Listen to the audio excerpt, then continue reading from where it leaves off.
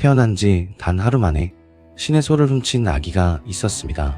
그것도 올림포스에서 가장 무서운 활의신 아폴론의 소 50마리를 통째로. 그리고 이 아기는 잡히지 않았습니다. 구독과 좋아요는 전기수에게 큰 힘이 됩니다. 아르카디아의 깊은 산속에 클레네 산이라는 곳이 있었습니다. 그 산 꼭대기에는 아무도 찾아오지 않는 동굴이 하나 있었는데 그곳에 마이아라는 ним프가 살고 있었습니다.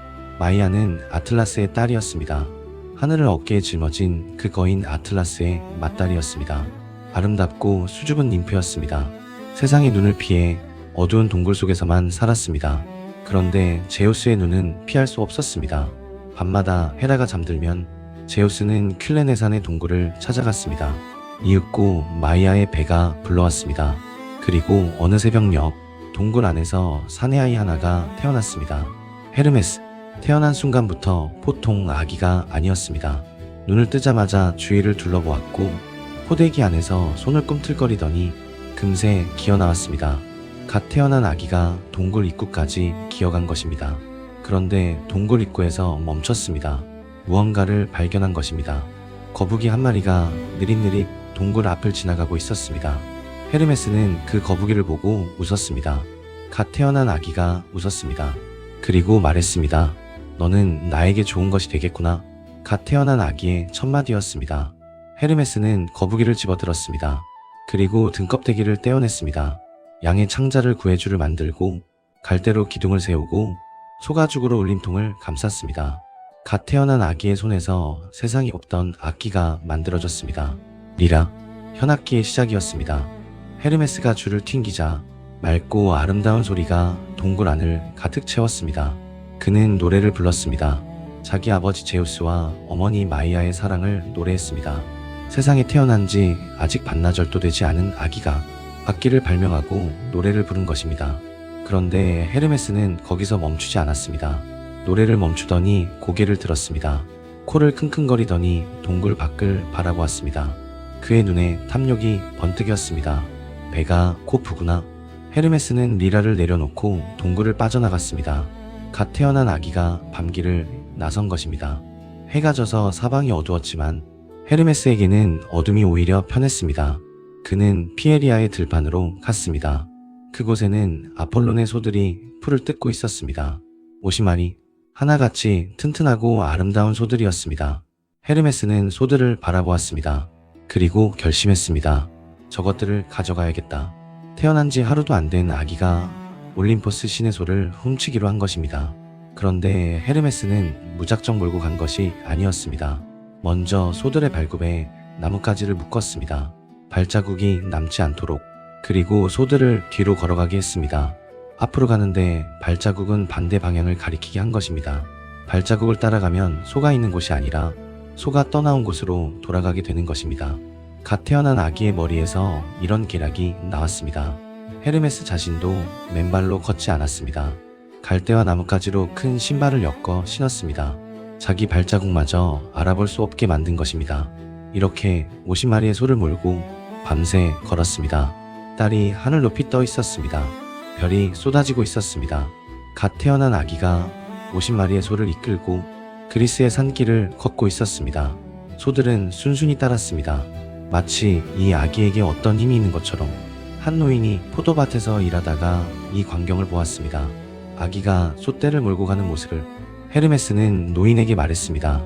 노인장, 오늘 밤 아무것도 보지 못하셨습니다. 아무것도 듣지도 못하셨습니다. 그러면 포도가 잘 열릴 것입니다. 노인은 고개를 끄덕였습니다.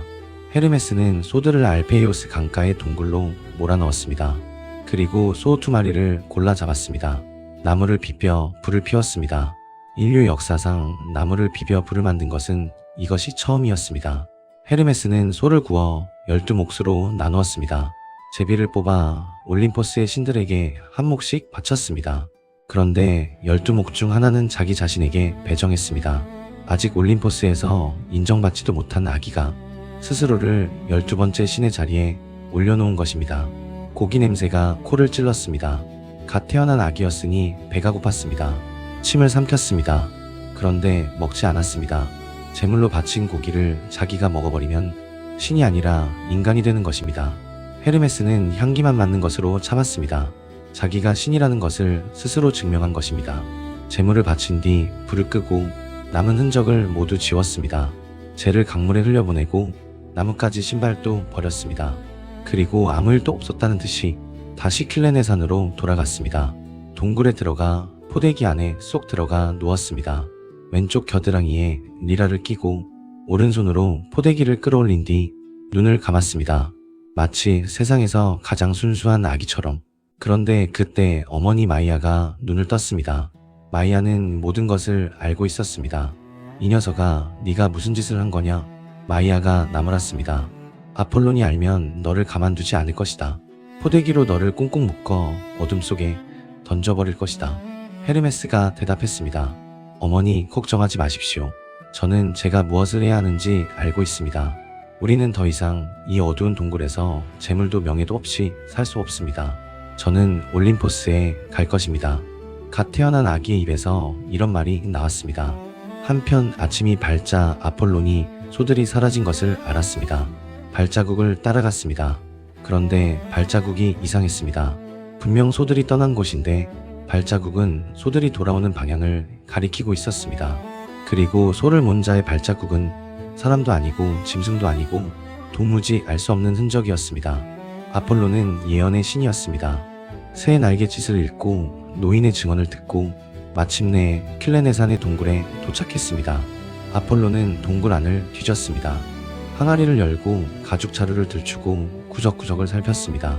소는 없었습니다. 하지만 동굴 한가운데에 포대기에 쌓여 천진하게 잠들어 있는 아기가 있었습니다. 아폴론이 소리쳤습니다. 이 아기가 내 소를 훔쳤다. 헤르메스가 눈을 떴습니다. 천천히 하품을 하며 기지개를 켰습니다. 그리고 눈을 동그랗게 뜨며 말했습니다. 소요? 저는 소가 뭔지도 모릅니다. 저는 어제 태어났습니다. 저는 아기입니다. 제가 걸을 수나 있겠습니까? 저는 어머니의 척과 포대기와 따뜻한 목욕만 알 뿐입니다. 아폴로는 어이가 없었습니다. 분명 이 아기가 범인인데 증거가 없었습니다. 아폴론이 헤르메스를 노려보았습니다. 거짓말을 하면 너를 타르타로스에 던져버리겠다. 그 깊고 어두운 곳에서 영원히 작은 아기들만 이끌고 살게 될 것이다. 헤르메스는 눈 하나 깜빡하지 않았습니다. 이불을 더 끌어올리며 코를 훌쩍였습니다. 아폴로는 헤르메스를 들어올려 제우스 앞으로 데려갔습니다. 올림포스의 왕 앞에서 재판이 시작되었습니다. 올림포스의 신들이 모여들었습니다. 헤라도 아테나도 포세이돈도 지켜보고 있었습니다. 아폴론이 소를 잃었다는 소문은 이미 올림포스 전체에 퍼져 있었습니다. 그런데 범인이 갓 태어난 아기라는 말에 신들은 믿을 수 없다는 표정이었습니다. 아폴론이 말했습니다. 아버지, 이 아기가 제 소 50마리를 훔쳤습니다. 태어난 지 하루밖에 안 된 놈이 밤에 피에리아까지 가서 소를 뒤로 걸어가게 하고 발자국을 지우고 2마리를 잡아 제물로 바쳤습니다. 제우스가 헤르메스를 내려다보았습니다. 헤르메스는 포대기를 꼭 쥐고 눈을 깜빡이며 말했습니다. 아버지, 저는 진실만 말씀드리겠습니다. 저는 어제 태어났습니다. 소를 몰 힘도 없고 소가 무엇인지도 모릅니다. 태양신 헬리오스를 두고 맹세합니다. 교묘한 맹세였습니다. 소를 훔치지 않았다고는 말하지 않았습니다. 소가 뭔지 모른다고만 한 것입니다. 제우스는 웃었습니다. 이 작은 아기의 뻔뻔함이 기가 막히면서도 대견했습니다. 제우스가 명했습니다. 헤르메스, 아폴론에게 소가 있는 곳을 안내하여라. 헤르메스는 제우스의 눈을 보았습니다. 그 눈에는 분노가 아니라 웃음이 들어 있었습니다. 아버지가 아들의 재주를 알아본 것입니다. 하지만 왕은 왕이었습니다. 명령을 거스를 수는 없었습니다. 헤르메스는 더 이상 버틸 수 없었습니다. 아폴론을 데리고 알페이오스 강가의 동굴로 갔습니다. 소들은 그곳에 있었습니다. 2마리가 빠진 것을 제외하면 모두 무사했습니다. 아폴론이 소가죽을 보았습니다. 2마리를 잡았구나. 분노가 다시 치밀었습니다. 그런데 그때 헤르메스가 리라를 꺼내 들었습니다. 줄을 튕기기 시작했습니다. 맑고 아름답고 가슴을 울리는 소리가 동굴 안을 가득 채웠습니다. 아폴론은 멈췄습니다. 음악의 신 아폴론의 귀에 이 세상에 존재하지 않던 소리가 들려온 것입니다. 아폴론의 분노가 사라졌습니다. 대신 갈망이 차올랐습니다. 아폴론은 음악을 모르는 신이 아니었습니다. 그 자신이 올림포스 최고의 음악가였습니다. 리라가 아직 없던 시절에도 아폴론은 노래로 신들을 감동시킨 신이었습니다. 그런 아폴론이 이 소리 앞에서 넋을 잃은 것입니다. 소 50마리를 잃은 분노가 이 소리 앞에서는 아무것도 아니었습니다. 이것이 무엇이냐? 제가 만든 것입니다. 리라라고 합니다. 아폴론이 말했습니다. 그것을 나에게 다오. 헤르메스가 말했습니다. 이 리라를 드리겠습니다. 대신 소 50마리는 제가 가지겠습니다. 그리고 하나 더. 무엇이냐? 형님의 황금 지팡이를 주십시오. 그리고 가축의 수호신 자리를 저에게 주십시오. 아폴론은 리라를 받아들었습니다. 줄을 한번 튕겼습니다. 그 소리에 아폴론의 눈이 빛났습니다. 좋다. 이렇게 거래가 성사되었습니다.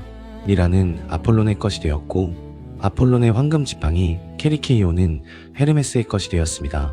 훗날 2마리 뱀이 감긴 이 지팡이는 헤르메스를 상징하는 영원한 표식이 되었습니다.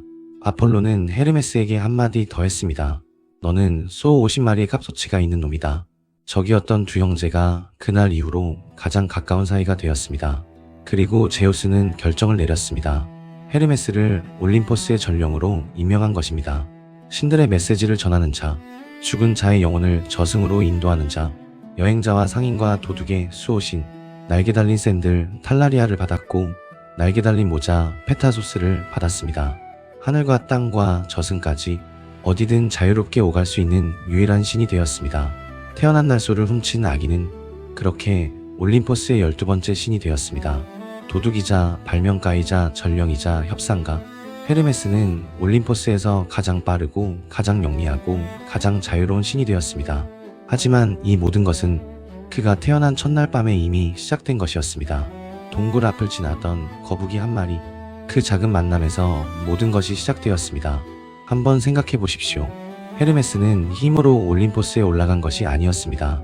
전쟁으로 올라간 것도 아니었습니다.